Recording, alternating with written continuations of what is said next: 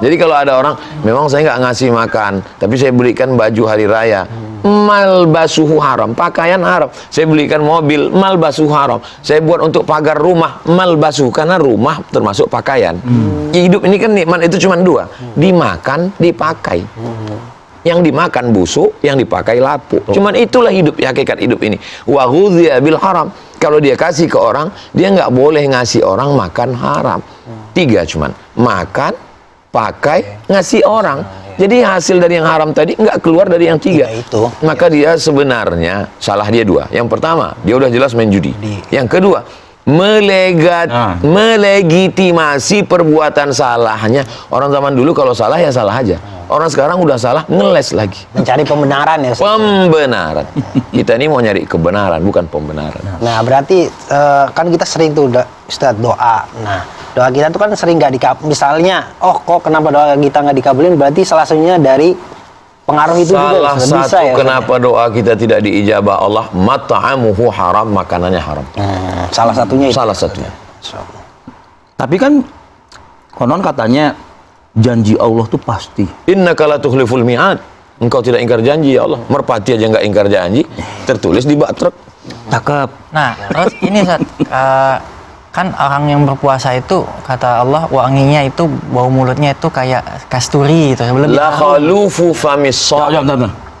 Belum tentu ya. La khalufu famis sha'im. Bau mulut orang puasa atyabu indallah, lebih baik, lebih harum di sisi Allah min rihil miski, daripada semerbak kasturi. Ini hadis pahami dengan baik. Jangan karena begitu langsung ambil pikiran, oh kalau gitu lebih busuk, lebih wangi, karena nggak gosok gigi 30 hari.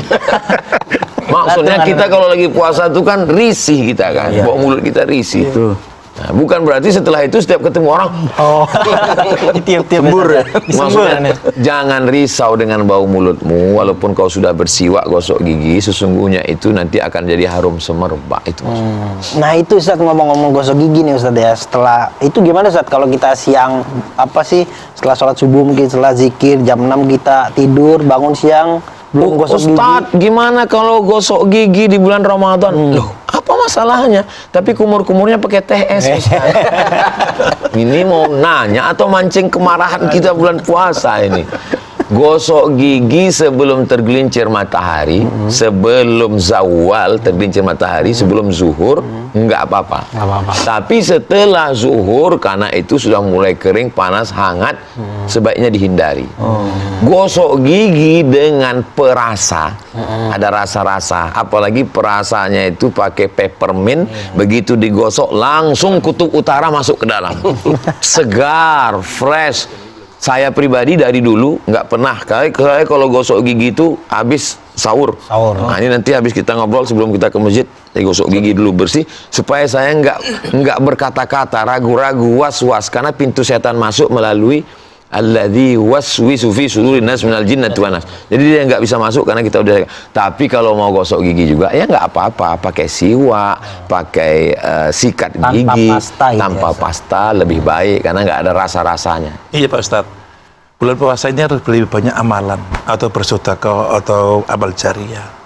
Dengan amal jariah itu setiap hari dia selalu beramal jariah ke masjid, masukin uang ke masjid, walau itu 2.000 perak atau 5.000 perak.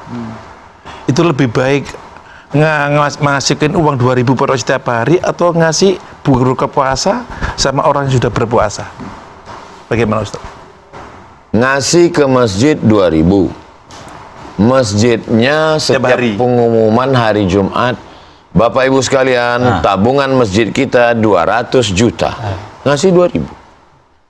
Sedangkan untuk ngasih buka puasa, memang banyak di lingkungan itu fakir miskin yang nggak makan. Maka mana yang paling membutuhkan? Masjid atau fakir miskin? Fakir miskin. Lebih afdal mengenyangkan perut fakir miskin. Karena kata Nabi, at-ta'imit ta'am. Berikanlah makanan. Absyus salam, tebarkan salam. At-ta'imit ta'am, kasih makan fakir miskin. Ara'aita alladzi yukadzibu biddin? Tahukah kamu siapa itu pendusta agama? Fadzalikal ladzi yad'ul yatim. Mereka membiarkan anak yatim, wala yahuddu ala ta'amil miskin, tidak memberikan motivasi untuk ngasih makan fakir miskin. Maka siapkan nasi bungkus, nasi kotak, antar ke fakir miskin, duafa, yatim, janda-janda yang tua-tua. Oke. Yang mudah-mudahan tetap kita kasih juga. Lalu kemudian kita berikan ini semua. Lalu kemudian kalau bisa jangan mereka kita suruh ngantri. Oh, oke. Kita yang datang mengantar ke rumah dia, memuliakan dia. Sambil di video boleh, Ustaz? Jangan. Hai guys. Ini loh guys, Agak aku ngevlog suka gitu boleh. Kalau mau buat syiar, kalau mau buat iklan, kameramen shoot dari belakang dia, jangan tampakkan wajahnya. Jaga kehormatan dirinya. Untuk syiar itu. Untuk syiar, untuk iklan, untuk mengumpulkan donasi. Jaga juga kehormatan diri dia. Oke. Dia saudara kita. Dengerin Bang tuh Bang. Kerabat kita. Ustaz, kalau ngasih ke orang sambil Belum selesai video. juga kayak konflik saya sama si Raja ini. Ustaz, tuh menarik tuh pertanyaannya Pak Roni tadi. Artinya begini Ustaz, kan mungkin kalau kita mikir 2000, ya mungkin inilah rezeki kita gitu ya kali Pak Roni, ya di 2000. Tapi kan kalau nasi bungkus, nasi kotak itu kan nggak 2000 gitu loh Ustaz, ya kan? Artinya kan berapa banyak yang seharusnya kita siapin agar itu ya dapat ridhonya Allah dari segala macam. Kita bawa nasi bungkus, kita pergi ke panti jompo, panti asuhan anak yatim. Assalamualaikum Bapak Ketua Panti. Waalaikumsalam. Saya mau buka puasa petang ini di sini. Berapa orang di sini? 100 Pak. Mau 100-nya? Enggak, 2 orang aja. Bisa. Orang kita buat 2 bungkus. Bisa, Ustaz. Gimana mau ngasih 100 orang kita cuma buat 2 bungkus? Bisa, Ustaz. Bang Raja 2 bungkus, saya 2 bungkus, Pak Roni 2 Itu. bungkus, Bang Ade 2 bungkus. Akhirnya kalau kita bersama-sama, beban hidup ini menjadi ringan, Besti. Saat di bulan puasa ini kan orang berlomba-lomba untuk mencari pahala.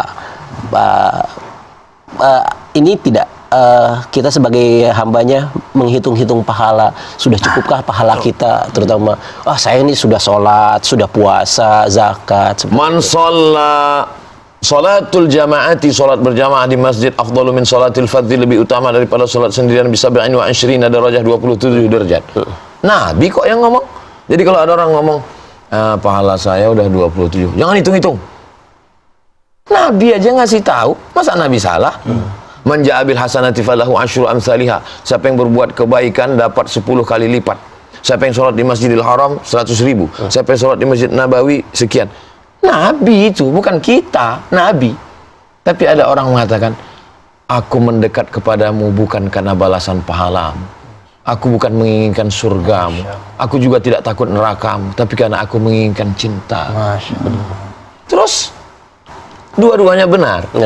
Yang suka ini, yang suka pahala menghitung-hitung ini kan, nanti kalau adik puasa 1 hari dapat 1.000, 10.000. Nanti kalau adik nilai gitu. itu bocil kan. Kecil ya. Jadi memang ada segmen bocil nih ada, dan Allah membolehkan, bukan berarti nggak boleh. Jadi kalau ada orang tua umur 40, 50, 60, ngitung-ngitung. Dia sebenarnya bocil yang terjebak di tubuh yang tua. Secara usia dia tua, secara fisiknya tua. Tapi secara keagamaannya dia baru aja taubat, baru aja hijrah. Ya nggak apa-apa. Agama Islam ini untuk segala segmen. Ya. Tapi ada satu orang mengatakan, aku Pak Ustadz setelah ku hitung sholatku, zakatku, puasaku, hajiku, umrahku, belum upilnya dengan nikmat satu saja dalam diriku, yaitu jantungku, buah pinggangku. Berarti dia tidak melihat pahala, dia melihat bahwa nikmat Allah jauh lebih besar pada dirinya.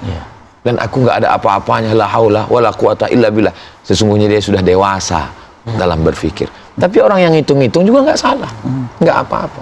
Yang salah itu setelah dia hitung tarawih, witir, habis itu Syawal dia nggak sholat lagi. Kok nggak sholat? Udah full Pak Ustadz.